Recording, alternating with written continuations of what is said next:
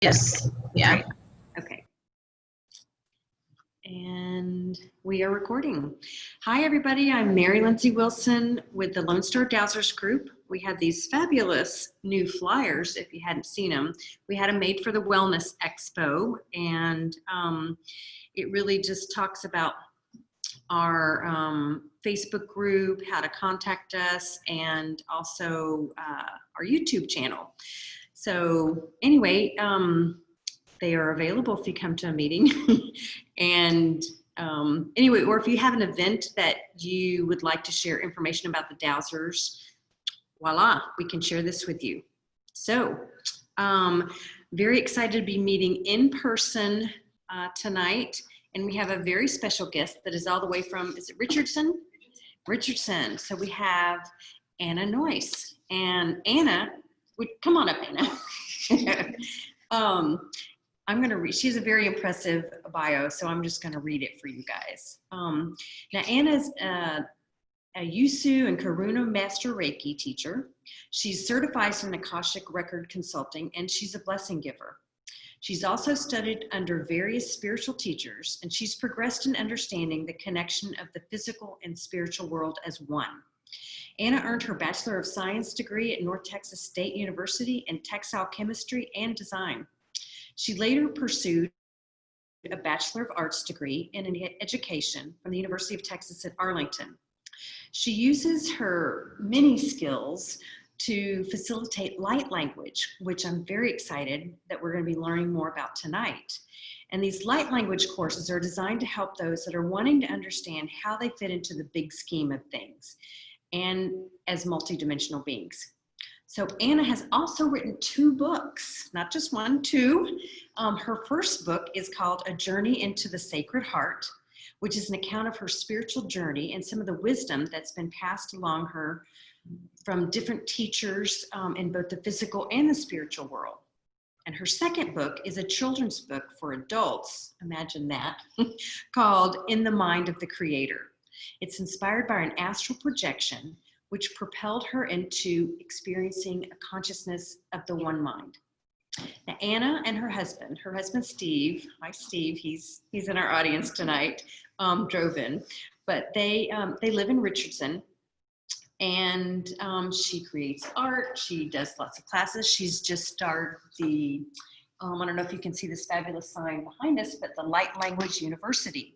So she's going to tell us more about that. So welcome, Ana. Thank you. But also before we get started, Robbie Robbins, one of our founders, has something special that he wanted to give Ana. So Robbie, would you come up and give it to Ana and kind of maybe demonstrate for Ana and the Dowsers online? You got to get in front of the camera here. Charlie, this is a dowsing rod. It's homemade, and it can generate the spiritual energy that you need. And so this is a present for our speaker tonight. Wow. And thank you very much for coming. I'm so honored. Thank you. Would you want to show her how to use that? Do For you- somebody that you- doesn't know how to do a bobber? I don't do bobber, yes. You don't do bombs.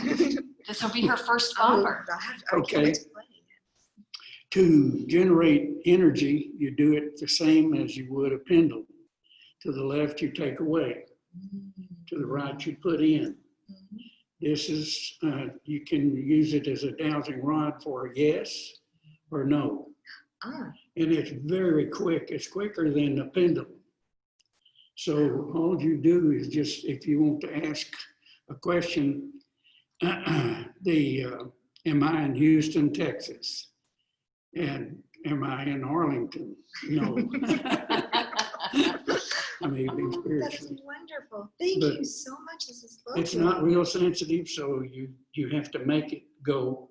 And get to the energy in there. I love Yes. it. Thank you so All right, much. you're Oh, that's most welcome. lovely. Thank you, Robbie. Beautiful gift. Okay, well now we were talking about bobbers earlier. So now you have a bobber.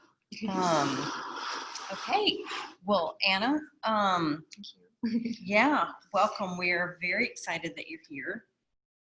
Do you want to just tell us a little bit about, I mean, I got the pleasure of getting to know her a little bit before this and then over dinner, and she's just a wealth of information.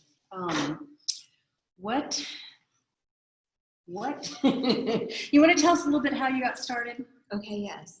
So I actually was born already open and picking up energies and able to see spirits and different things that were coming into the rooms and around people, auras. And my father, we call him the cosmic cowboy, and I was adopted. So he actually studied with different, he was a Buddhist. So imagine a cowboy being a Buddhist. Also, he studied with the curandera, which is a Mexican healer. And then he also did Native American. He studied with some medicine men. So out of 5 children, I am the 4th one and the only adopted one. And he handed all of the teachings down to me, which was fun growing up. He understood energy. We had a ranch. He's also an artist. He painted, so that's where the art comes from. And growing up on the ranch, of course, we learned how to work with animals, how to talk to animals, how to talk to plants, how to work with the energies without, just within us. But part of it was light language. And so I kind of want to talk a little bit about light language, if that's all right. We definitely want to. Would you be more comfortable to sit? I think I'm good. Yes. Okay. Would that work? Yeah. I might sit. Okay, yes. So yeah, please tell us about light language. So light language is every thought, word, deed, action, or breath that you've ever taken that's within your spirit anatomy. And what I mean by spirit anatomy, we're starting to understand this a little more. We've been taught through the ages about our chakras, and we've been taught about the meridians, all the hairline, and then also the etheric bodies. And what happens is, if you spread your arms out like this, and you go around the full circle, and if you spread your arm out, so we're actually communicating on a light language. So light language is all about the nonverbal and the verbal all at once, because everything is language when we look at it. So imagine sitting in a movie theater, or when we could, before we were social distancing, we were sitting in restaurants, and we're actually picking up information, and we're speaking a language, and it's all on this vibrational frequency, just like what you were showing me with the Dowsers. And I love the tools. We need to have the tools because it shows us that these information does actually exist. So that's kind of what we learned about light language. With light language, we also understand that it's also, if you Google it, you'll find a lot of people speaking, I call it speaking in tongues, but they're speaking language of the soul and of the mind. And so we look at the vowels as being part of the spirit. And we look at the consonants. So when you say vowels, you're talking about like, I think of that as toning. Yeah, exactly. So my name's Anna. So A, when you say Anna, you're actually using the vowel A at the end and at the beginning. But then when you use the consonant N, so you're speaking in the physical. So we're actually, our language, doesn't matter what language it is. It could be French, it could be Martian. If it's verbal, it's going to be bringing the spirit and the physical together. And that brings us to the human being. If you think about the human being, we are, of course, we know we're spiritual beings, but we always focus on the physical. What's fun is that as we start to know each other, we start to recognize in our light language that the human soul that's in the physical vehicle, I call this the vehicle sometimes, we talked about that, is really 30%. The other 70% of our soul is outside in the aura, which is interesting. So imagine putting a soul, or imagine putting an elephant into a Mini Cooper. That's the human being. We're actually that. So we are communicating on this wonderful realm. Now we've gone through so many changes in our shifting of how we pick up information, but we've gone through mind, body, and spirit. So we understand that we are also the mind, the physical mind, the body, and we're also the soul, spirit.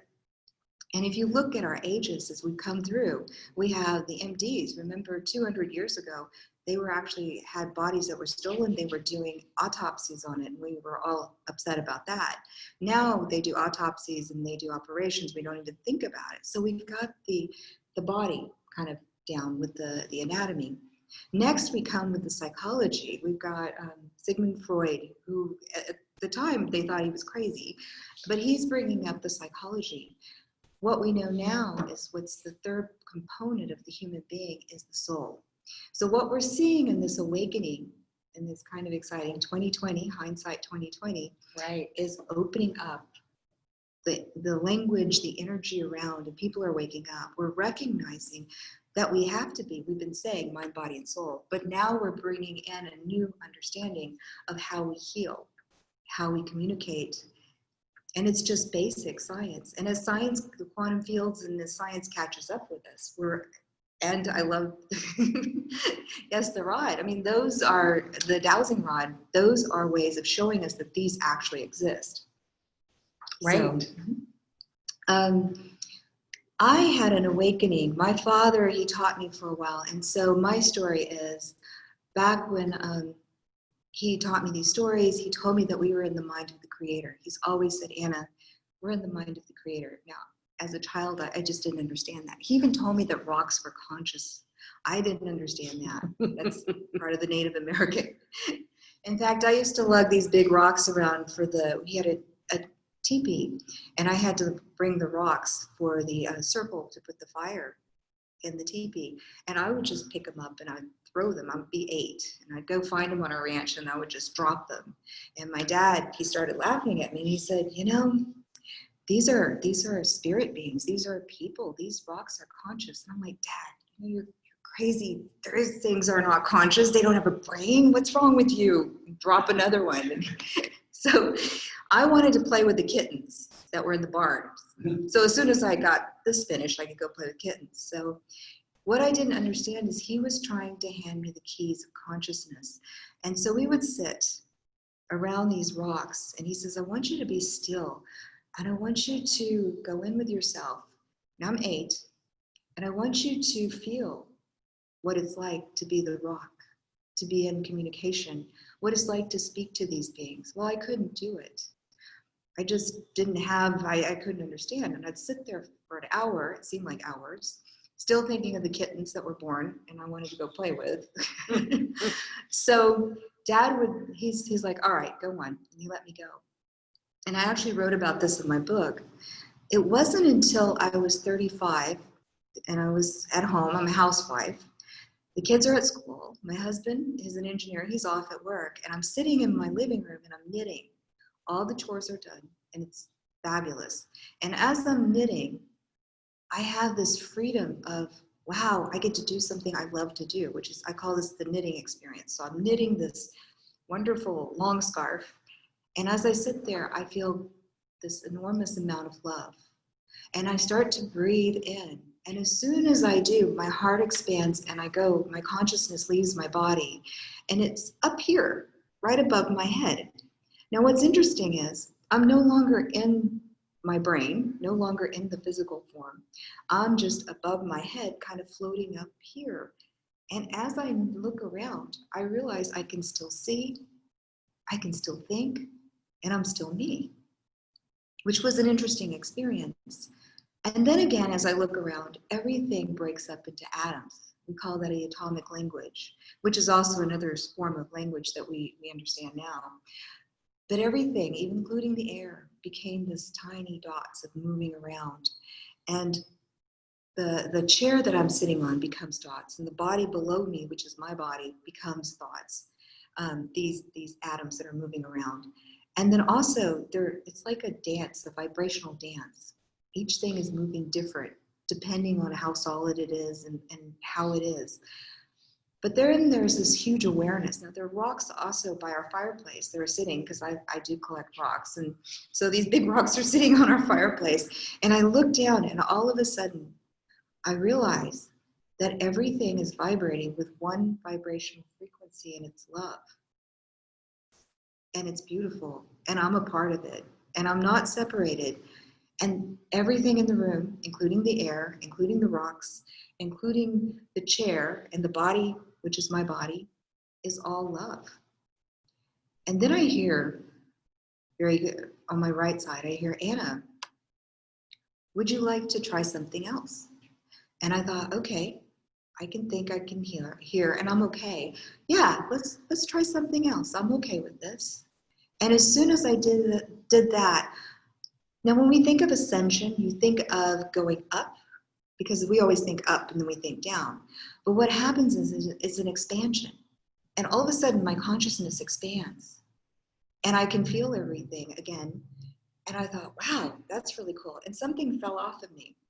It was like robes or clothes, but how could that be? Because my body's below me and I'm all energy. And Spirit goes, and I call the voice Spirit, says, Anna, those are your worries, your troubles, and your fears. They don't exist on this level of consciousness. And I went, ooh, that's cool. I didn't even know I had those because I was already in love, right?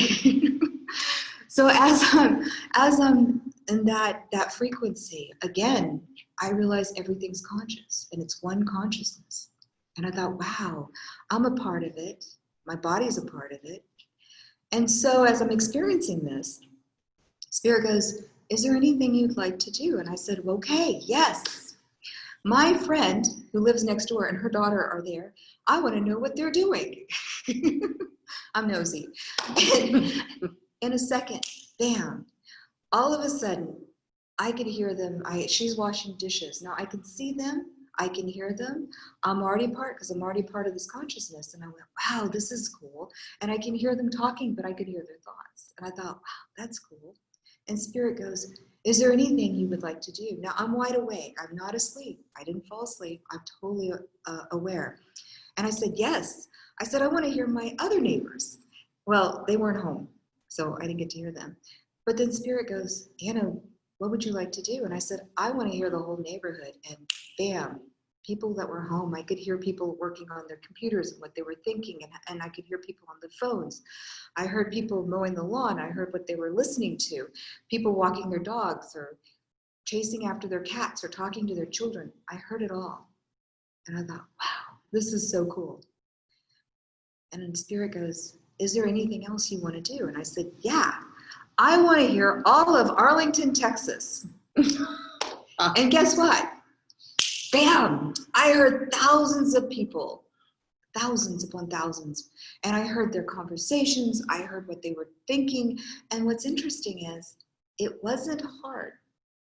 Not like I could hear every individual and understand it on that level.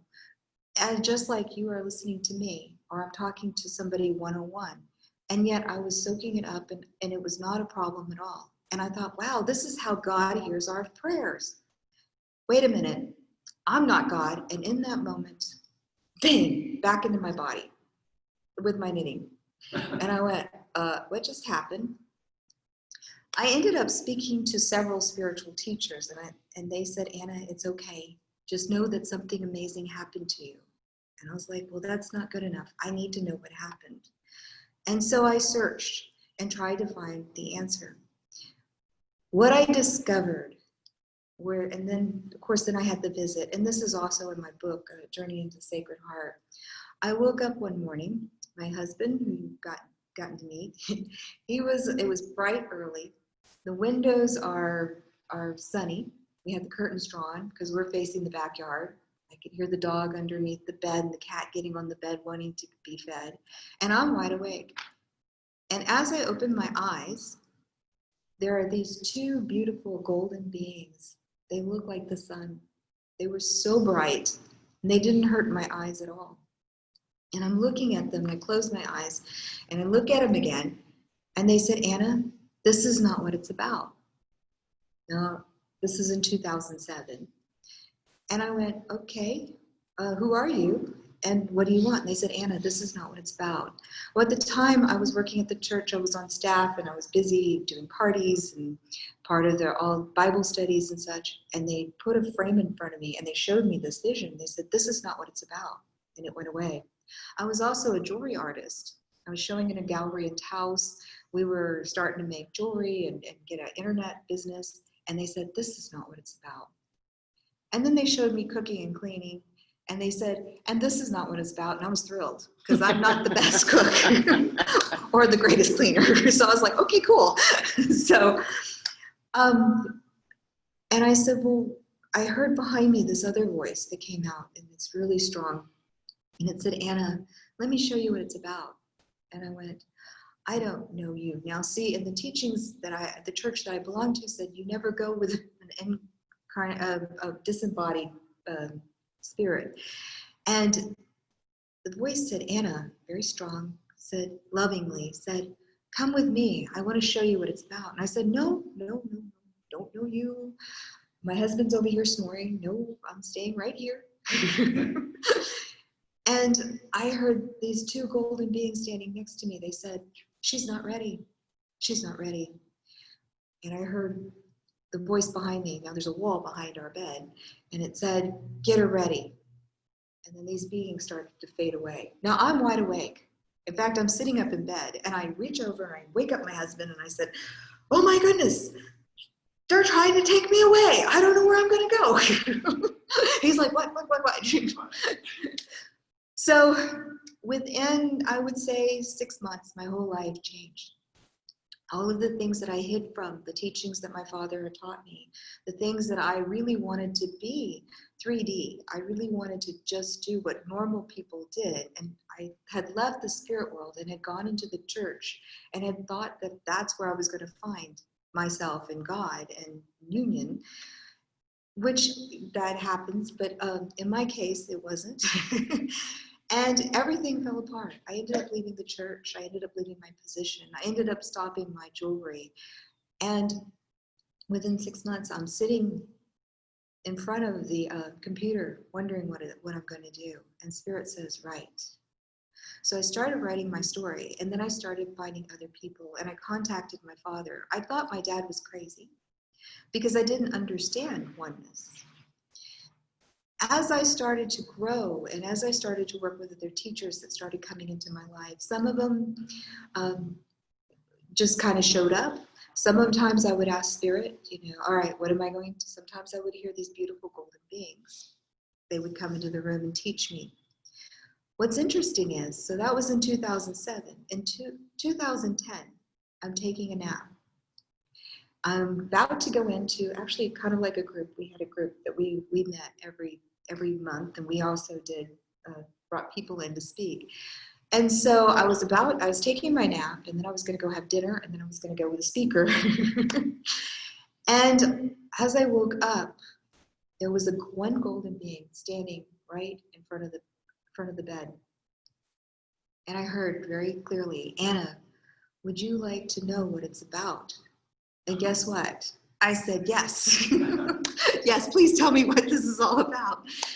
And so what happened is, all of a sudden, my third eye opens up and I see a vision. I see the world. And if you go into our website, you'll see we try to do a graphic of this. And it showed me the world. And it's almost like 3D. And as I'm seeing the world move around, I'm seeing it dark. And then I'm seeing lights lighting up on different parts, and it's this beautiful light. So if you've been to a candlelight service at church, you know how we light each other's lights? That's what it's about. It's the awakening of the planet. And so as we are coming into this consciousness, and I'll talk more about it, but as we start to come into the consciousness, we are like lights, lighting each other's lights and bringing in that higher vibration of oneness. I had an experience, and this might help. I was singing at the church. Now, I'm not the greatest singer, I'll be honest. I'm kind of off key, but I like to sing joyfully and happy to do it. They were inviting people to come into the band and sing up as background singers. And they said, if you could make joyful noise, you can be a part of it. Well, yes, I volunteered. And so I got up there and I belted away. I didn't know that they were turning off my mic at all. I had no clue that they turned that off, but I could sing. And so as I'm belting it out, we have this amazing worship leader, and she's up there and she's singing. And people would come in by the hundreds, and they would come in and they would sit and they would give their life, to Christ. And that's what we were doing. And so it was wonderful. And she was amazing, that voice. Anyway, I think I hit the chord right, or the note right. And as I'm up there and I'm singing, we call it the revelation song. The way the revelation song works is that the singer will hold a note, at a certain point, and then she holds it. And we as backup singers, we jump on. I think I hit it because when I hit that note, which she held on, we jumped on, and I hit that note, it was pure joy. And again, I left my body and shot up into, guess what?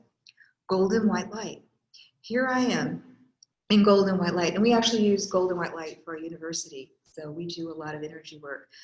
So I shoot up into this other dimension, and my golden beings were there. There were 4 of them. In fact, they were kind of surprised to see me. They weren't expecting me.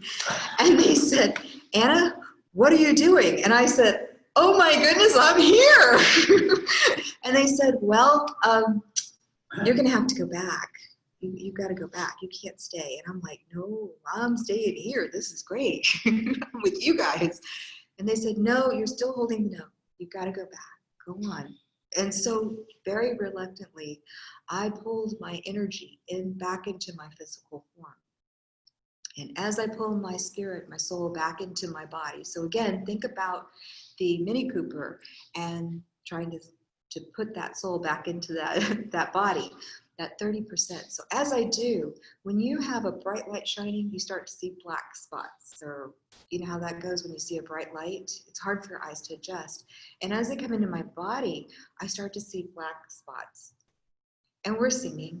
And we kept singing, and I'm like, wow, this is great. And as I watched and started to see again, I saw now a mirage on a hot day when you're driving, you know that mirage? I saw this wave of energy go over the whole congregation like this. This energy was amazing, and I felt something hit. And then I saw people burst out golden white auras. And they were engaged, and they were excited, and they were looking, and their mouths were, open, or they were like excited about what was happening. And then there were other people, and they were black as night all around them. And they were digging in their purses. They were uncomfortable. They didn't want to be there. You could tell they were just having a hard time being a part of this.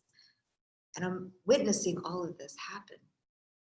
And then we finished, and we go off, and I'm asking, what just happened? What just happened as I put my mic down, and I'm walking back to the pew to sit down. And as I sit down in the pew, I'm like, I don't know what happened. And of course, nobody moved. It was silent. You could hear a pin drop. We were all in whatever that wave was. It washed over all of us, and we were all in that energy. It was silent. And our pastor, because it was the last service, usually is trying to get us to go to finish because he wants to get us to lunch. And everybody wants to get out for lunch. So he usually jumps up. This time he didn't. He sat there. He grabs his Bible after a few minutes. It seemed like a long time. And he gets up there, and he's usually ready. And he had it upside down. He had to turn it over. And then he's like, and then he's trying to find his place. And nobody wanted it to break. I say nobody. There were people that were uncomfortable. But anyway, we went through the service and still nothing. It wasn't until I was driving home. Now my family went to early service, so they had already gone off to make spaghetti and get lunch and get it ready. But as I'm driving back, I'm like, what just happened? I don't know what happened. And I heard Anna. And I went, okay, now we're going to hear something. Because when I hear my name, and Spirit goes, when one remembers, the others will remember. That's all it takes is one. And I went, oh, whoa. So you mean when I went up and I came back and I brought the energy back with me, and they said yes, others remember. Now remember we talked a little bit about light language, this? No, you don't have to touch. You can be in the room. It's like dowsing. You don't have to, you can use that energy. It's all a part of the same oneness. It's all a part of being, of connecting. We are also like that, and we all connect. And I went, wait a minute, I've been in this congregation for 20 years, and I know everybody. In fact, I'm on staff. And I said, well, so let me ask you a question. So-and-so and so-and-so, they were dark energy. What does that mean? And Spirit says it's a choice. It's a choice. You see, we're walking around every day and we don't even realize that we have the ability that when we stand in the vibration and connect into the higher realms, and it's not outside of us, it really is. It's not above us. It's just an expansion of consciousness. Then when we connect, we're actually affecting everything and everybody around us. Ever walk into a room and you can feel if somebody's having a fight? You walk into a room you've never been into and you feel people, if they're loving, it's really important, you know, as we walk in. And we also adjust. We either choose to be angry because there's been a fight and we choose to get into that, or we hold our power and we change. What we're learning during this awakening period that's happening on the earth, and Spirit came in and they said there are 4 levels of consciousness. And we teach this in our Light Language 101. You're talking about what's happening right now. Yeah, Kind of our 2020 and being confined to our, Yes. Areas. Thank you. Yes, no, and it's important. But what's happening? There are 4 levels of consciousness. There's the individual. That's just when we're aware of ourselves and our own consciousness. There's the group consciousness. We're aware of the group, like all the people that are here. And then there's the collective consciousness, which is everybody combined. And then there's one. And you as an individual, me as an individual, we are part of all 4 consciousness. And we tap into all 4 consciousness anytime. We go in through these different brain waves. We go into alpha, beta, alpha, delta, theta. I had a theta first and then delta. But we go into all of these and we do it all the time. We're connecting into these vibrations. Here in 2020, we're moving into a new age. We're moving into an age of consciousness that is opening up and we're expressing ourselves. And I think I need to go back into, we call it the Aquarian age and the Piscean age. And so actually it's Piscean age and Aquarian age. So back in 2012, do you remember when we all thought the world was going to end, or most people thought the world, because the Mayan calendar was happening? Mm-hmm. Well, what happened was, and REM wrote this wonderful song, "It's the end of the world as we know it, and I feel fine." It really did happen. It's really happening, and we're really stepping into it. So there's the astrology, that we have the astrology, and it's kind of in a circle, and the earth tilts on the axis. And they talked about this, scientists talked about it, and it was tilted toward the Piscean age, which is all about, it's about money, power, control, you know, giving our power to someone else. It's all about this that we're moving out, masculine, actually, energy. But the earth tilted now in 2012, and it takes 2,600 years. So this is a long time. And so it took 2,600 years and it tilted into the Aquarian. You've ever heard of the song, "This is the Age of Aquarius"? Mm-hmm.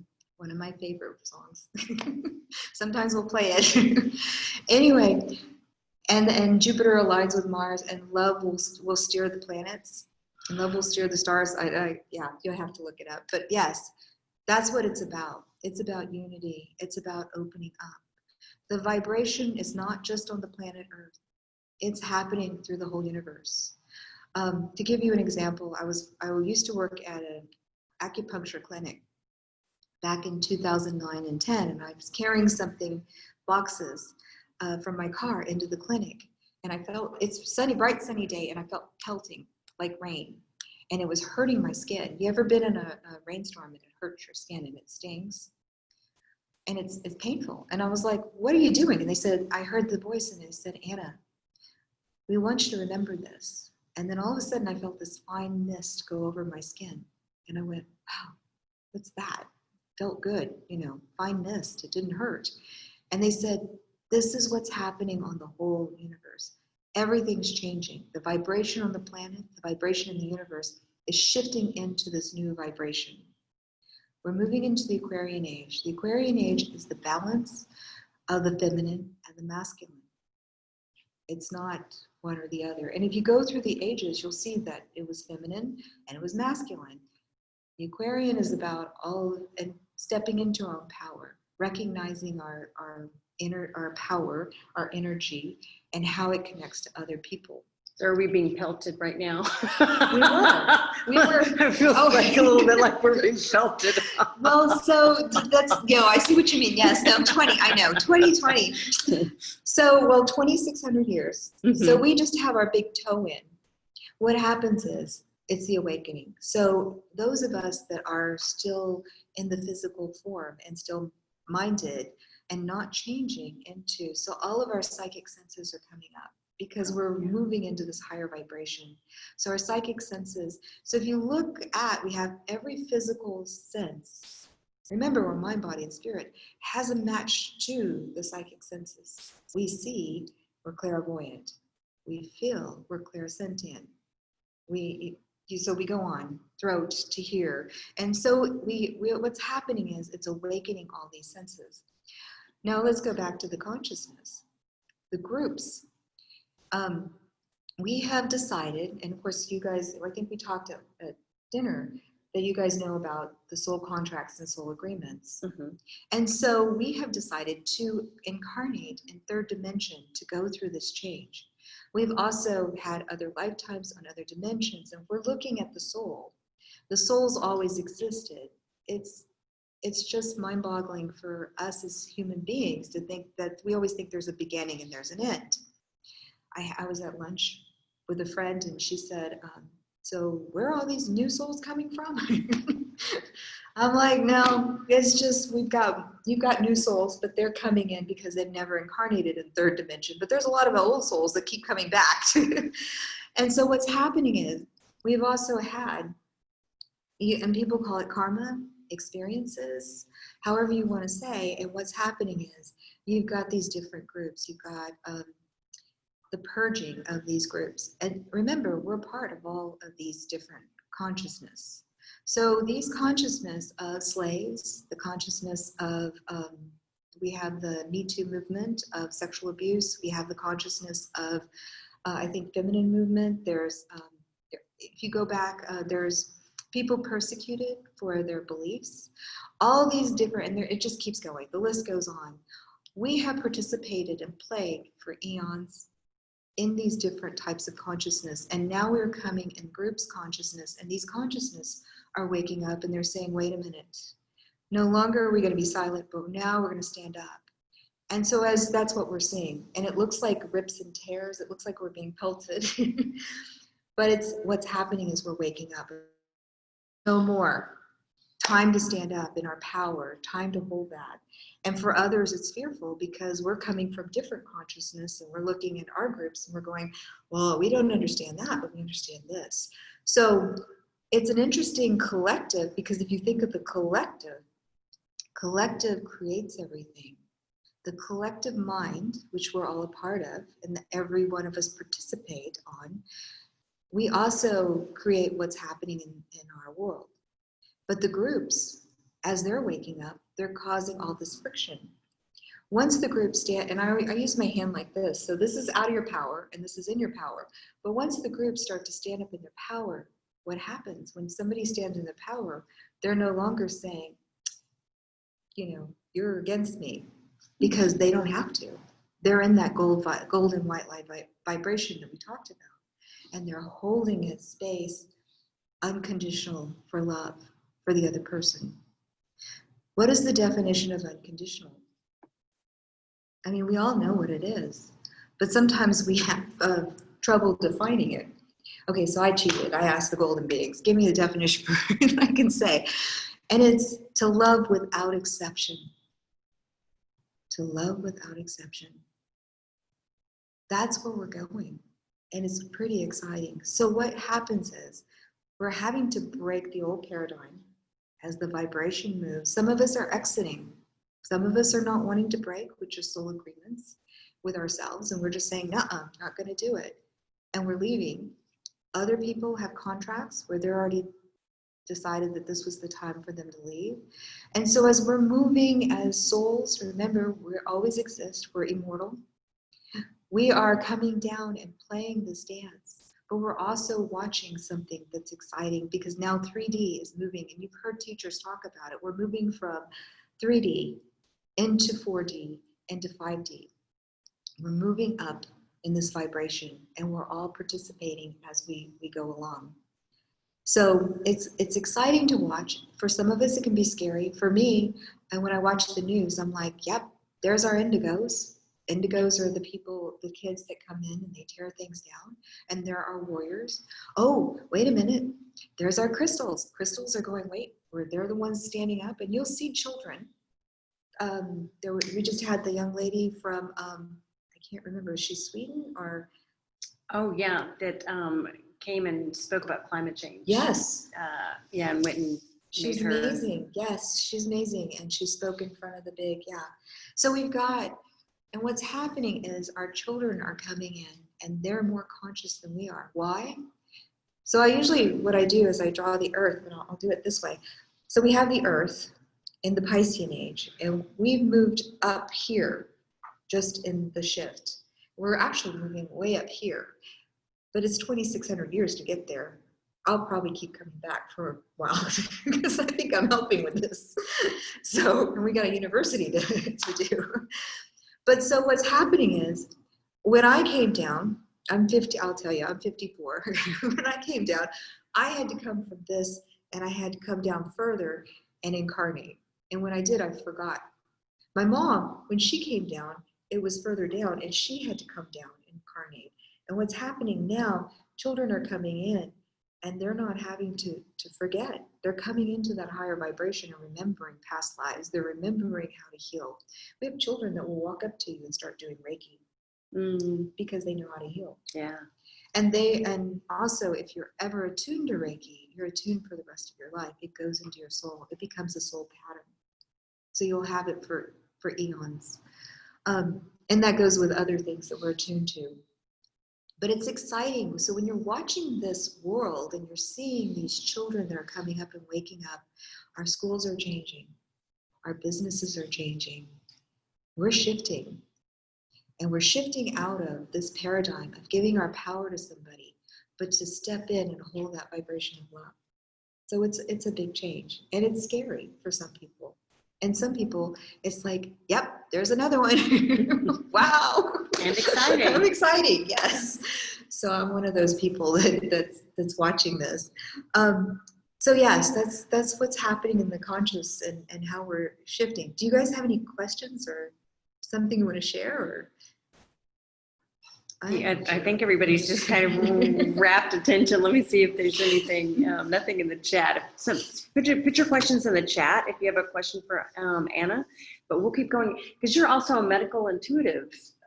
Yes. So I studied with the acupuncturist. She also studied, she was awesome. One time we were doing a class and I said, let me write down all of your, and her like LDM or whatever, they just kept going. It was like miles. Yeah, her name. I'm dyslexic, so I'm like, oh, you don't want me writing those because I'll get. But anyway, she studied acutonics, and so I started working with her. Tell us what acutonics are. So acutonics are tuning forks that are tuned to the planets. And what happens is when we come down into this vibrational frequency of third dimension, we actually choose how the planets align before we come into the womb. And so that's why we as astrologers, or the astrologers that come in, they can chart kind of where you're going through these planetary alignments. It's not woo-woo, it's just science, and we're also souls, and we participate in it. So acutonics, if you think about it, these planets affect us. People, when they have sun solars, the solar flares. Thank you. Yes, Mm-hmm. Solar flares. Mm-hmm. People will get depressed. Some people will get depressed. We have different things happening with the moon. My mom always said, oh my goodness, full moon. Everybody's going to be in the hospitals. All these things are happening. We kind of know these patterns because it's affecting us with these different pools of energy. Acutonics actually will go in and it works on the pressure points, the acupuncture points of your body. I'm going to be honest, don't like needles. So I don't like to be stuck with needles, but you can use these vibrational forks and you can put them on these pressure points and they do the same thing, but quicker. A story. Wow. Oh, it's amazing. Yeah. It's So you can amazing. kind of get a tune-up. You could probably deal with a particular concern or issue. Yes. All of the above. It's amazing. Well, and then when I went to work for her, she told me about these works. Well, I'm a doubting Thomas. You should know this. With me growing up with my dad going, really, Dad? And it wasn't until I had my knitting experience I understood what he meant. We are in the mind of the Creator. We are one consciousness of oneness. But what's interesting is, so one day, I like cheese. I'm just going to tell you this. I like cheese a lot, but I'm also lactose intolerant. So cheese and me are not a good thing. And there are certain things that happen to a person who's lactose intolerant when they have cheese. It's not pretty. But when I was 40, I had lived with this all my life at 40, and I'm working at the acupuncture clinic. And I also read Akashic Records, so I can open up people's records and look into all of the different dimensions, and it's kind of like reading the book of life. And so I would go in and work with her with the acutonics, but I would also open up your records and say that you come in. I'd open up the records, and if the person was okay, we would take them and do esoteric acupuncture, which is not even using the forks. It's using the mind and bringing in sacred geometry and then going into the body and doing shifts. And that's all working with the client there. And so I was working with this, with my mentor at the time. And anyway, my sister had come into town from California, and she had gotten a cheese platter because the family had come to visit, right? And guess where I sat? Right next to the cheese, eating my favorite cheese, and I just kept going. You see, I know how this works.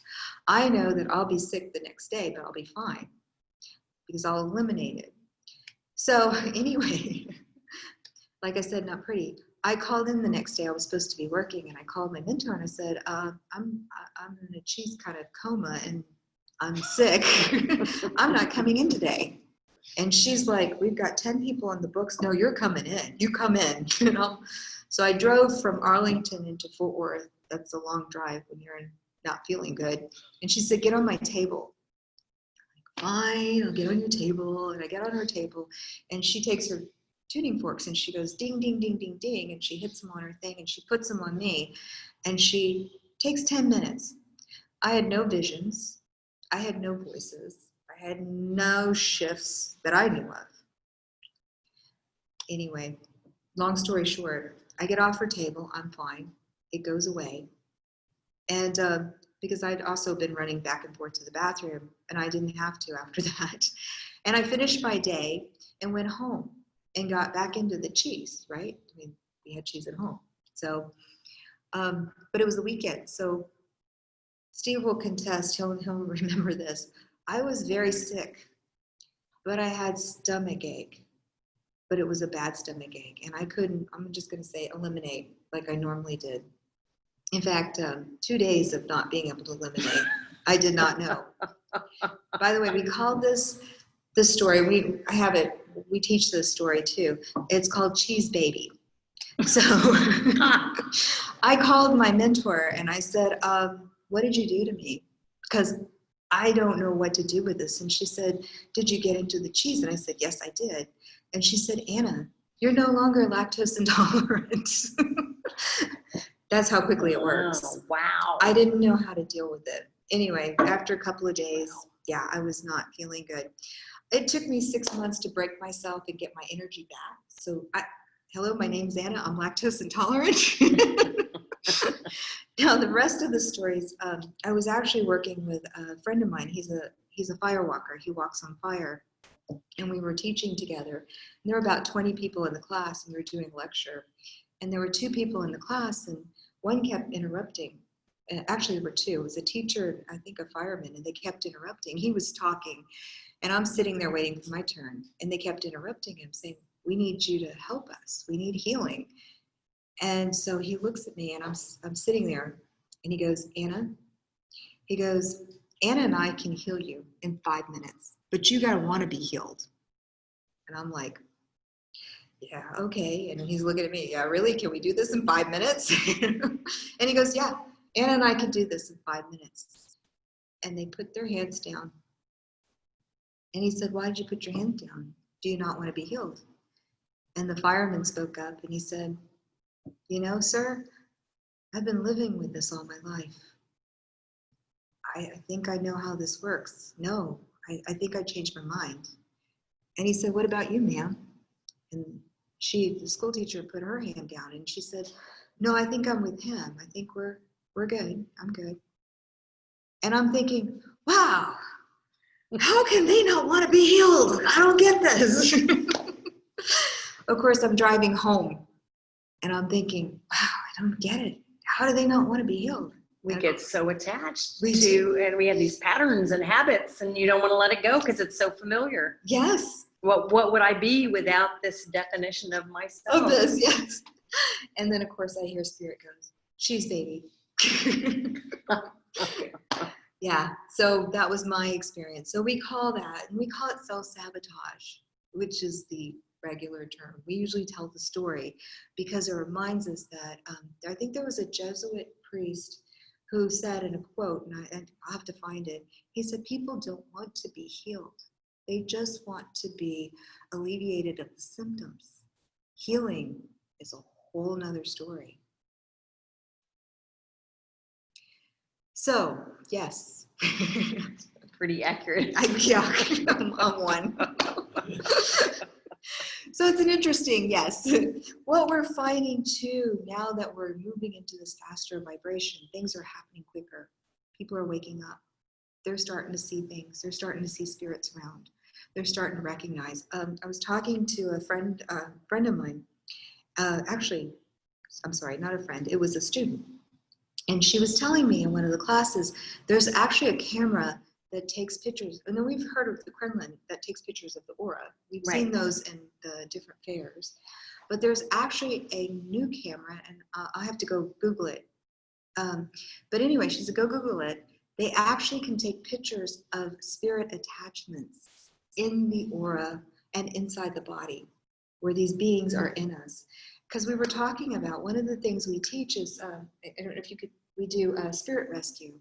And it's kind of a little bit of spirit rescue, helping, and there's a difference. There's the ghost. Ghosts are the ones that are incarnate, that are in between, and they're the ones that need rescue. And spirits are actually coming in. They've actually gone back into the oneness, and then they come back in, and they're more whole. Ghosts are the ones you want to hit. I guess if you were talking in our language, ghosts haven't gone to heaven or haven't moved on. They're stuck. And spirits have gone to heaven, but they can still communicate with us. And they still have that connection to oneness, where ghosts are still caught in that one, the one consciousness of the person. So would you call like entities ghost? No, entities, good question. Love your questions. Actually, no, we've got entities, and entities can come from other dimensions, other time frames. You can have aliens, you can have, we have rays, we have different types of entities. A wraith is something that can attach to a person, and it kind of winds around the spine. We have beings that look like they have suckers on them, or big, more parasitic yes, energies. Actually, yeah. that's thank you. Yeah, so it's just different. And then you can have ghosts that do attachments. We look at people also that have drinking. If you can pick up something in a bar, because when you drink, you lower your vibration, and it's a match. So everything, when we look at the universe, is a match, and we teach our students it's all about matching. So if you're having a bad day, and you think you're going to have a bad day, guess what? You're going to continue to have a bad day. If you start to have a bad day and you shift it, and my grandfather was amazing. Everything was an opportunity. And I would go, Grandpa, man, I wrecked Dad's car. Oh, it's an opportunity. Okay, you talk to Dad, because he's going to be mad. But it's an opportunity. So it's the way we shift, and it's really how we think of consciousness, how we begin to go from the negative to the to the positive. Again, it's how we hold in our vibration. So if we're a negative person and we think everybody's against us, remember, we're putting this out in our vibrational fields, and guess what? We're attracting things. I love this. Think about when all of the manifestations, you guys have heard of The Secret, right? Right. And what do they teach us in The Secret? Law of attraction. Law of attraction. Like attracts like. So if we want, and mostly people are abundance. I had a teacher who said, everybody wants abundance, but did you guys think about it? Maybe you get abundance of rats. Wait, what? Most of us are thinking money, or we're thinking something else, or, classes or spiritual or something, but rats was not something we thought about. You have to be clear, and you have to see what's happening in our consciousness. And I think Bruce Lipton's really good, because he said, we are conscious we're conscious 95 to 1%, 99 to 95%, we're not conscious. We're in that alpha state. So when we're in the alpha state, we're running all this vibrational field. So let's say I'm afraid of rats. I don't know, rats keeps coming up. So I'm afraid of rats. Well, now when I'm unconscious, or I go back into that sleep mode, I start attracting these experiences of rats. We talked about when patience, if you want more patience, right? And you ask for patience, guess what? You get all these experiences that give you patience. So it's really about stepping in, seeing what's out here, and changing that vibration. A lot of it, we're moving past our fear. We're having to step out of our fears. We're having to have these experiences. What are you fearful of? What's stopping you from making the next step? What's holding you back? And if you start to explore and you start looking at these things, you recognize that it's really just change, nothing more. It's a shift. Okay, I have a question for you. Talking about the entities and the spirits and that yes. kind of thing. So, what's your thought on, like, if someone's like a bright light? You know how moths will go to the light? Yes. Do you attract? Maybe not so light energies, dark energies. Thank you for asking that question, because that's a big piece that we teach in the universe. Light Language 101, we cover this. All right, so my father used to draw a cross in the sand. So imagine being on the ranch, and he'd squat down and he'd draw a cross in the sand, and he'd write unconditional love at the top. We call this the tone scale. And then he'd write fear at the bottom. And the cross is called the heart line. And then we'd have all these emotions. So our emotions that go from the higher vibration of, like, I don't know, think of a joy, happiness, gratitude, appreciation. All of those wonderful. They go up on this above line. And then apathy, fear, anger, grief, they all go below. Okay. So in the New Age, we don't actually teach protection. We don't teach protection. You don't need protection. Why? Because if you're stepping in your power and you're holding that light, you don't need it. You actually go above that vibration. So dark entities only vibrate, and they only can be on this lower vibration. So you have to shift down below and be a part of this lower vibration. So if I were drawing a picture, I usually draw a stick figure below this line, and then I put protection. I haven't raised my vibration. I just put protection, and I'm still here. And guess what? There's light. And as soon as I go out my day, this thing starts to dissipate. And guess what? The dark energies see us. And they go on, and they attach, and they do whatever they do, because it's a match. We teach, when you step into your power, we teach you to raise your vibration into the higher vibration. And these entities, they can't raise up here and attack you, or attach, or do whatever they do, because they can't be a part of this vibration. So once you're resonating at a high enough, I guess, vibration, then that's not even an option. It's not even an option. Yeah. I mean, you think of our teachers like Christ. He never worried about it. Right? Buddha? I mean, think about it. These amazing teachers that came in to teach us, they never worried about that, because they knew how the order of operations worked. It's interesting. And I had a teacher come in once, and he said, hey, and of course at the time I was wearing my necklaces and my bracelets, and he said, do you see all those people with those lots of rocks around their neck? And they have all the rocks on their, and I'm like, well, because we are the vibration. And what we have to learn, and I'll go back to acutonics. I love acutonics, but we also can take it to the next step. You didn't come in. You came in already locked. I call it locked and loaded. I don't know if that's a good term, but we came in with all of the vibrational fields. So it's really about putting our awareness and stepping above that heart line and holding that space, and to hold it for others. And the closer we get through these love vibrations, we can hold it and be out here to attract and help other with consciousness. Okay, we have a question from Claire. What are your thoughts on destiny in the light of law of attraction? Okay, so destiny depending, yes, there are destinies. Let's see, I want to go back. There's so many words I want to say. So in my case, I have a contract to help bring light language into the world, and that's what the beings had come to me. So I have a destiny, and that's considered a soul contract. Then we also have soul agreements. Soul agreements are things that we think that we need to go through.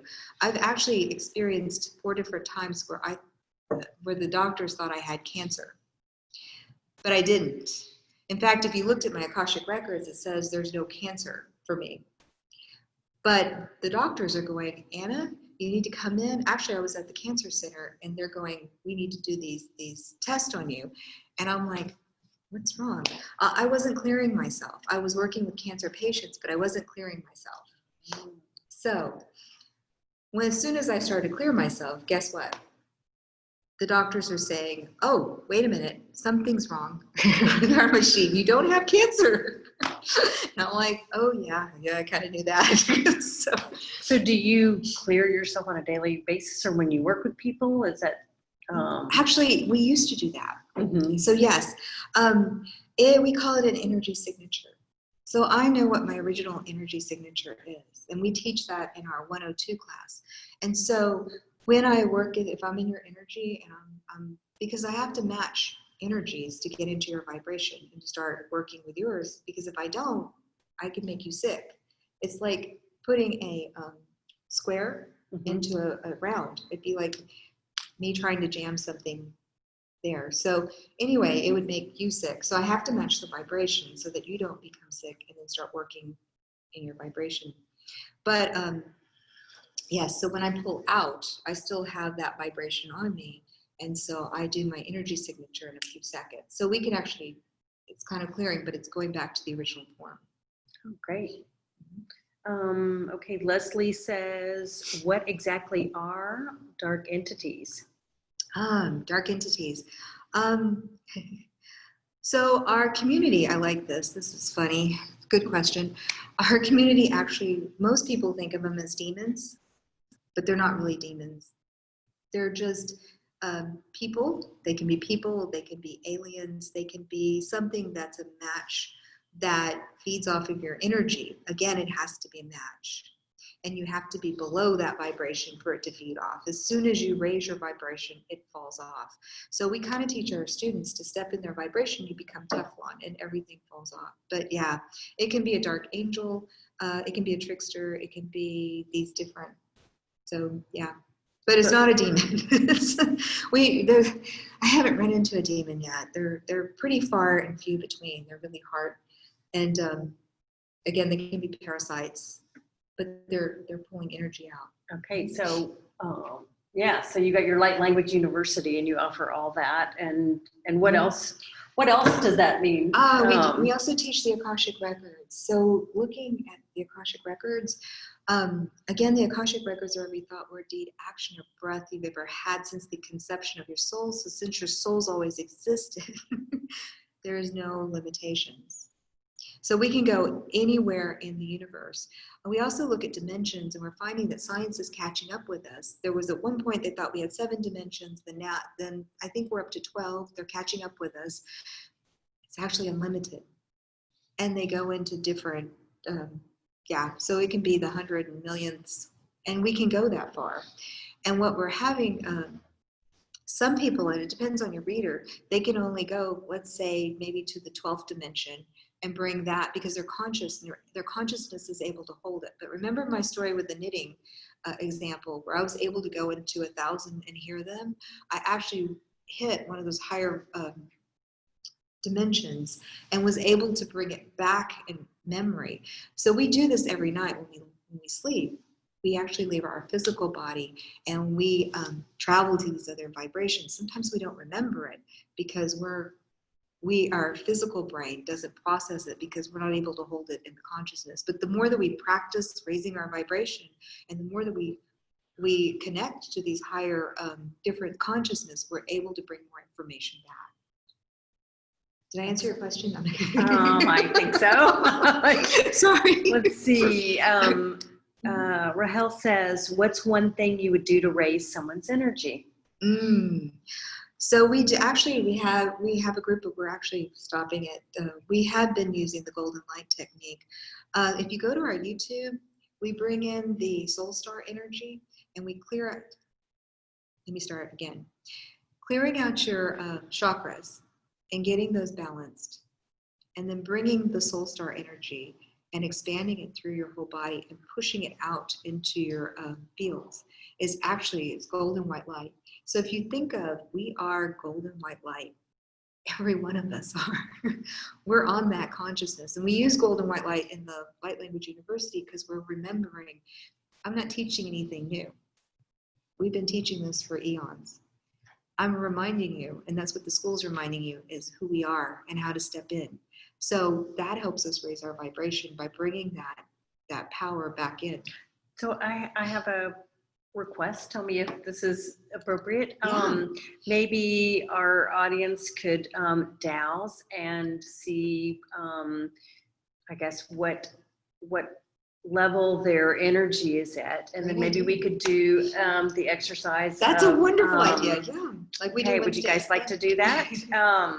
You want to douse and sort of see? We all know how to douse your a percentage, right? So from 0 to 100. See what you're. I'm going to grab my pen. Just okay. Oh yes, you're gonna. I love that. Oh, hold on. Let me use your chart. I'll be right back. Let me grab. Just remind me. I'm going to borrow this one second. Okay. Because Robbie's got all the special tools, and do we sell these? Or I guess people can buy these. But anyway, so this is a chart, and if you have a Bovis chart, they're fabulous to use. But in a pinch, I just use my hand. And so this is 0, and this is 100. So douse, see what your energy level's at.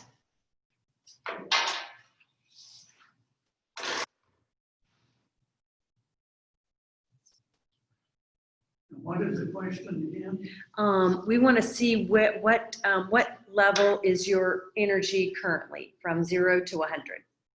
Okay. Each individual. Yeah. So figure out what your energy is.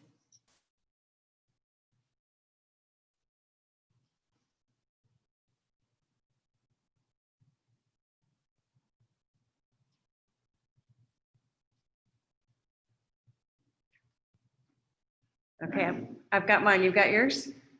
Okay, I'm going to trust that everybody does. So now we'll have Anna take us through this little exercise, and then to raise our energy and our consciousness, and then we'll douse again to see where we are. Fantastic. Yes. Okay. We'll do that. All right. So go ahead and go in. Do you ground and center? Are you guys familiar with grounding and center? Is that a familiar term? So just close your eyes, go into your heart space, and start breathing in. I'll just follow my voice. And so close your eyes, or you can leave them open. And follow your breath. And as you're following your breath naturally, every time you breathe in golden white light. Just imagine the sun coming in through your nostrils and going down into your heart on the in-breath.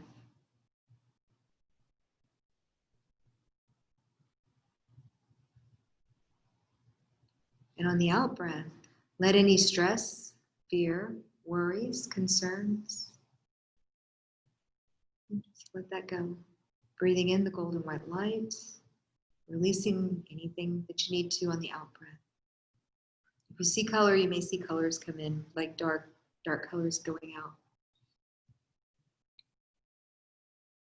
Now take your awareness into the heart chakra. The color is bright green.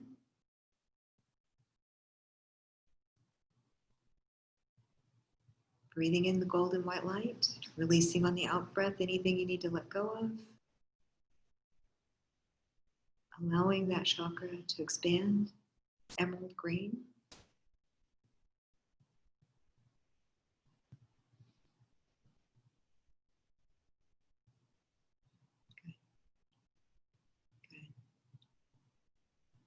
Now drop it into the solar plexus. The color is lemon yellow. Breathing in golden white light, expanding that energy.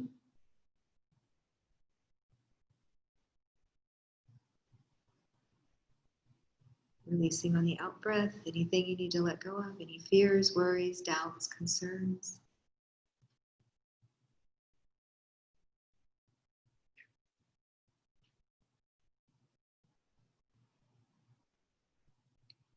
Now we'll drop into the sacral. The color is orange. Again, breathing in the golden white light, releasing on the out breath any dark energy, any fears, worries, concerns, doubts.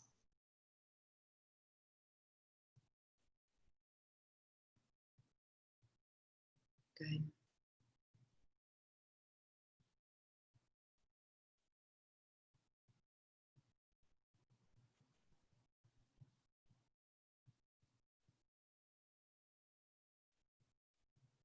Now we drop into the base chakra. The color is bright red, ruby red. Breathing in golden white light.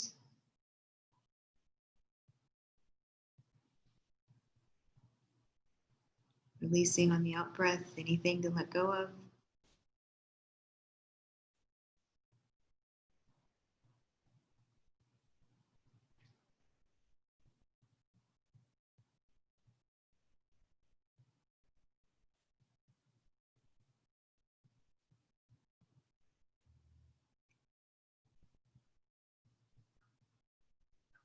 Now bring your awareness into the sacral,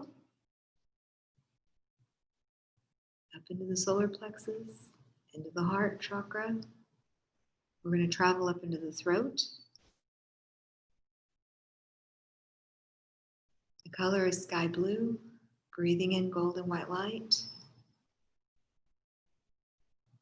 Clearing and cleansing the aura, and clearing and cleansing that chakra. Releasing on the out breath anything to let go of, fears, stress.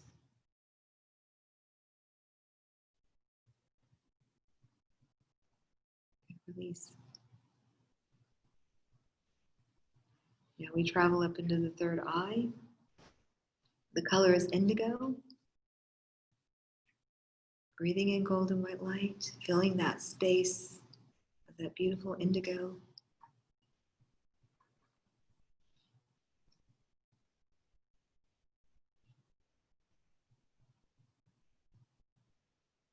Releasing on the out breath.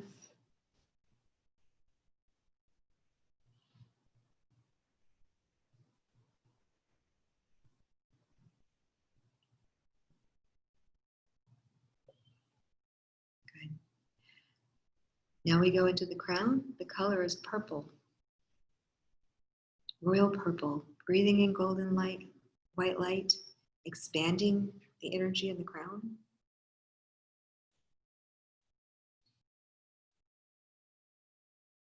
Releasing on the out breath.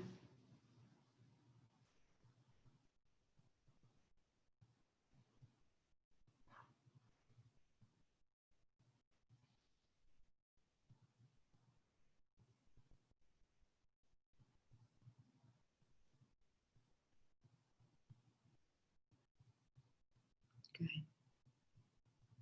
Excellent. Now we want to go into the soul star, which is right above your head, and it's golden white light. Just take your awareness up in here and just sit in it. And we always say, act like a paper towel as a bounty quicker picker upper and soak up that golden white light in this energy right up here, six inches above the head, the crown. And it's golden white, so just sit in that space and expand. Good release.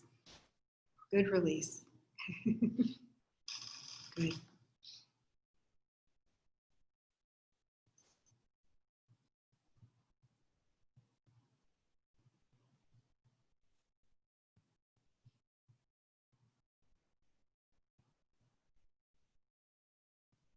Soaking up all that beautiful golden white energy up here. We're going to bring that energy through the crown. Let it sit for a moment.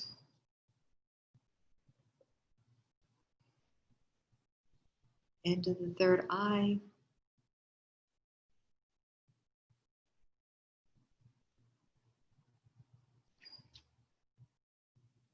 Into the throat chakra. Bring that golden white light. Good.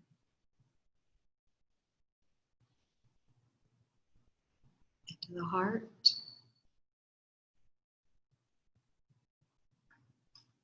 Good. Into the solar plexus.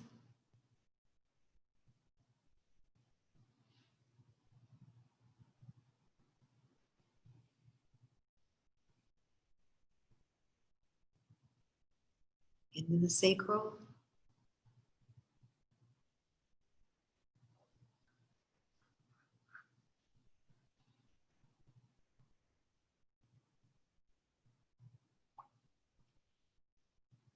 Into the base.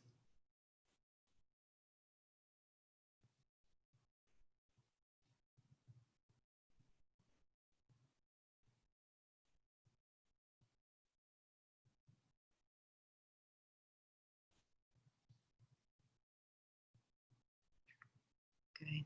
Now, let all the energy go through all of your cells. Imagine just going through all of your cells, saturating this golden white light, going through every one of your cells in your body, all through your arms, down into your legs, your torso, your head. Just let it go through your whole physical body. You'll even see light going out of your fingers, your toes, your feet.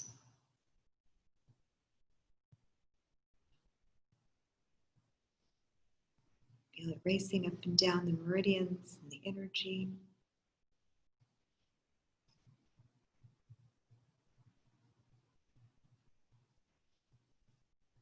Take your energy and expand it, the golden white light, out through your skin, into the first layer of the etheric body,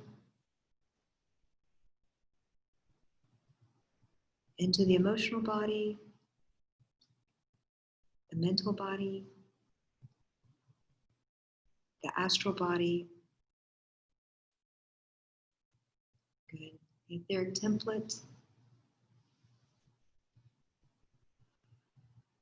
The celestial. And the causal.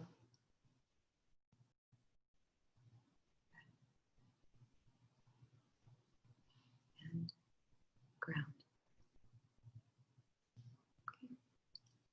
That was fabulous. I feel like this giant golden sparkler.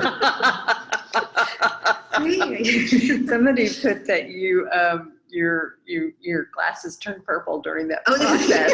So all right, so now let's all douse and see what level. Oh yeah, my energy is like off the charts. It was like 80 before, now it's like 190. Wow! Oh wow! I went beyond the 100. So that's fun. We actually have a Yours off the chart too. Okay. we have a YouTube too. All right, I see a couple of Questions. Okay. questions. One is, what is the benefit of accessing our Akashic records? Ah, okay. Good question. Yes. And the other one says, what would you recommend that I say or do tomorrow when I meet with a 6-year-old boy who says that he wants to die? He says there's a dark entity named spirituality that is hanging around him, and he's getting professional help, but he likes David better. So contact you, and then I guess I'll need to talk to you, and we'll, yeah. So he's going to need to have a spirit release on that one. Yeah, that's what's happening. We can release the entity and get that out of his vibrational frequency. People will, so sometimes people when they die, they'll attach to somebody, or an entity will attach, and it will create an illness or sickness. And once we take that being out, remember the story about me could have had cancer 4 times. Mhm. So once you take that energy out, it's an energy signature that doesn't belong there. The person changes or shifts. So we can get that released. And I'll be happy to work with you if you want to contact me. So Anna's information, she's got her website is Circle Insights, and her phone number, I think all her Absolutely. contact information went out on the Dowsers email, so you can reach out to Anna Yes, happy to talk to you. that way. And we have a group, my students that take the Light Language 101, 102, and then they go in to study the Spirit Rescue. They also meet twice a month, and we work with clients, various clients. So I'll be happy to. But yeah, contact me, and I'll be happy to help with that. Okay, that one's David. So I think Yeah. I think you've probably heard that, David. So And the Akashic Records. So the Akashic Records, when you're looking at consciousness, you're also looking at, and this also goes back to the destiny question, which I don't think I actually finished talking. Sorry, I'm also ADD. That's part of being spirit, going all over the place. there's a lot of energy and information coming in all the time. So it's exciting and maybe a little distracting. So if you think of the tree, and Spirit explained it to me as a tree. So when we're looking at the future, you have all these energies of possibilities. And so an individual might be traveling on this branch. And if I open the records, we might look at your future going this direction. But we'll also be able to look at this direction, or if you make a change, it could go in this direction, or it can go in this direction, or it can go in this direction. So it just depends, how that works. I know when the light beings came to me, they gave me a choice. They said, Anna, we want you to bring light language more to the front, to people's consciousness. That was a while back. And they said, you have 2 roads. You have a road of, you can go in and you can be famous and make a lot of money and do this really quickly. And that's where it's going to go. And it'll probably end when you pass. Or you can educate and you can really help shift. And I chose to educate and do what we're doing. And that's why we're creating light language, because it's really about educating us and us being able to stand in our power. So my soul contract was to bring in, I made that before pre-birth with these beings, that I would bring light language in. How I brought it in was my choice. So that's kind of, we're looking at the different shifts. So when you go into the Akashic Records, we see all the different possibilities, and we can give you that information, and you can make those shifts. So yeah, relationships, pretty much anything, dimensions, we can go past lives, present, future. So that's how we work. And our classes teach all of that. We teach you guys how, because I also have my services under Circle Insights, and then we have the university, and we're about to split into 2 as we're starting to grow. But sometimes my clients, I try to teach my clients to a point they can come to me and help. I can facilitate part of their healings or facilitate and help them work.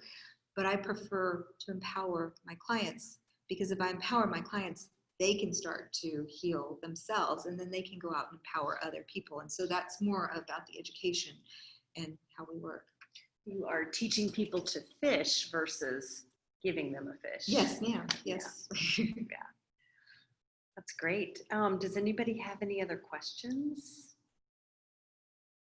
It's a lot of really amazing information to kind of take all in. I think we can just keep going on and on. I loving it. Okay, let's see.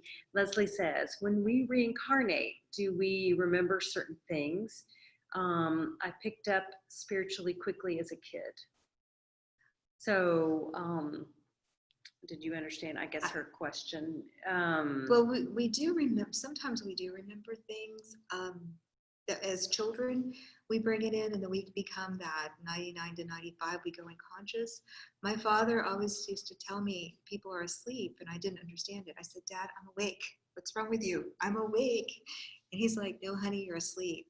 I didn't understand what he meant, But yes, sometimes we do remember, and then we go, we talk about that in our I think it's 101. I just taught a workshop a couple of weeks ago. That at certain points as we move through childhood, we go in through the brain phases. So we're going in from the delta for so many years, the theta we're picking up, and then eventually we work to alpha and beta. So as we are becoming more beta, we become less conscious and we really become more solid in 3D. But I love this. I'm dyslexic. And my friends, I used to be embarrassed about it in school. And my friends go, oh yeah, you got to quit. They say I tell everybody I'm dyslexic. You know, I'm proud of that. But that's what's happening. Everything's flipping.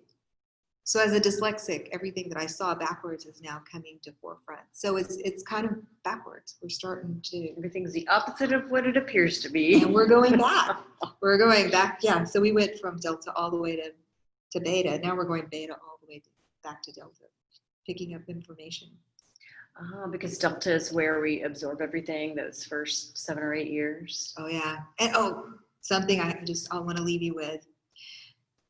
Thousands and thousands of years ago, and if you look at Lemuria and Atlantis, we can get into other subjects. Again, we cover all this in our classes. We were more spirit beings. We were more spirit than we were solid. And then we worked our way into being a solid being. Now we're solid beings and we're working our way into spirit again. So it's a recycle. So, okay, sure, it's weird to see part of my face. Okay, so for people that are interested in the Light Language University, could you just maybe give kind of just like a little overview of what, I mean, I know you've mentioned things throughout your talk, but just a general, like who would want to do that? Why would they want to do it? And how would they benefit? How could they take that out into the world? Yes. Well, because it's something that we do every day. And it's a consciousness that we're stepping into and participating in. The light language is really about opening that expression. The first Light Language 101 is about the history, and it's about you, your anatomy, and how you plug in and how you connect. Light Language 102 is how we're astral projecting. You're projecting all the time. You don't even realize you're leaving your bodies. And sometimes we're out here. So we're talking, that's more about projection on point. We'll ask you to merge consciousness within a rock. We'll ask you to merge consciousness within different things and energy signatures and shifting. Once you get that basic part down, then it's whatever your gifts take you. And we kind of go through your gifts, finding what your strong points are. So to leave you with this, every human being has all of the 6 senses. You just have some that are stronger. Sometimes you see things, sometimes you hear things, but you really have all of it. So really, light language is about opening up all your 6 senses. And then there are things that you'll be drawn to. Some people are drawn to spirit rescue. They want to help other beings. They want to cross. They want to work with, like what we were talking about. And you also have Akashic Records, where people want to help people see and design and kind of figure out different ways of moving and maneuvering in the 3D. And then we have Medical Intuitive, where we work with people in healing. You may be a healer and you want to go in and see what's happening in the body and understand how the dimensions come in and portals in different ways. And then shamanism. We also do shamanism. We do the old ways. We love working with that. And we also work with children. We actually have a shaman class for children. So wow, it's going. That's fantastic. So thanks. Let's see. I am not seeing any other questions in our chat. Do we have any questions here tonight with you guys?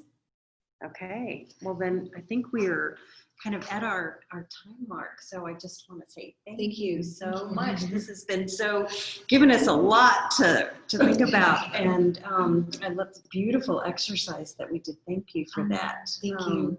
And I loved your story, and I'm going to be absorbing. Processing. Okay, so opportunities that you have coming up. So you got your light language opportunity, your university. So I'm gonna just try to see if you can see. So she's got classes and workshops, and I think she described some of those things. And then I guess if you want to just work with you personally. Oh yes. So if they go to circleinsights.com. Can you guys see that? There we go. There we go. So if you go to circleinsights.com, you can find me or contact me, and Right. So you could have a private session with Anna, doing the Akashic Records, doing Reiki, being attuned to Reiki. You could buy some for books. You could come and speak at your things. Yes. You can do medical intuitive, like all those different- fabulous things that we talked about. So, okay. Yes. Yeah. Oh, yes. Have you written a book? Oh, concerning yes. Yes. A Journey into the Sacred Heart is my book that I wrote. Yeah. It's two books. One was your story, really. You're talking about Like a how-to? how to do it? to learn, right? Well, Oh. but to explain how to get involved with it, all of it. Actually, so with the classes, I actually write manuals. So I have notes and manuals that I write, and they're illustrated with, yeah. So we do give that when you come to class, we'll give you a manual, and I'll have all the how-to, and we'll walk you through it with slides and presentation. But thank you, yes. Yes. Yeah. So yes, you have your own that you can refer back to, but I'm sure you've got a great group of people that get to practice, and you have plenty of. We do, yeah. They do 20 of the developing groups. The developing groups are after they take the basics, which is light language, and then they go into like spirit rescue. I'll use that as an example. After they take that workshop, they'll do 20 working with clients, and really I'll be there, or another teacher that I'm training, she's about to step in, and we start really working with those students, and then they'll be out as practitioners. So they have guinea pigs. They can have Yes, you're welcome. clients that they get to practice on. I see what you're saying. Yeah. Until they reach a level that everyone is comfortable at, and then they become practitioners of light language. Yeah. Okay. So yes. Okay. Great. All right. Well, I'll just say, do you offer the university online? Yes. Yes, of course. we do. Yeah. Mhm. Yeah. We're actually going to be doing a light language 101 the first weekend of October, right, Steve? Okay. So that's coming up, and yes, and you can go to Circle Insights if you're interested and read about it. Happy to have you. Yeah, and we will, our technical goddess, Emily, will be sending out the recording to everybody, and we'll make sure that we have Anna's information about the Light Language University and, ways to contact her. So if you'd like to have a session. So thank you so much. Thank you. Yay. All right, I'm going to stop our recording. Love it. Love it.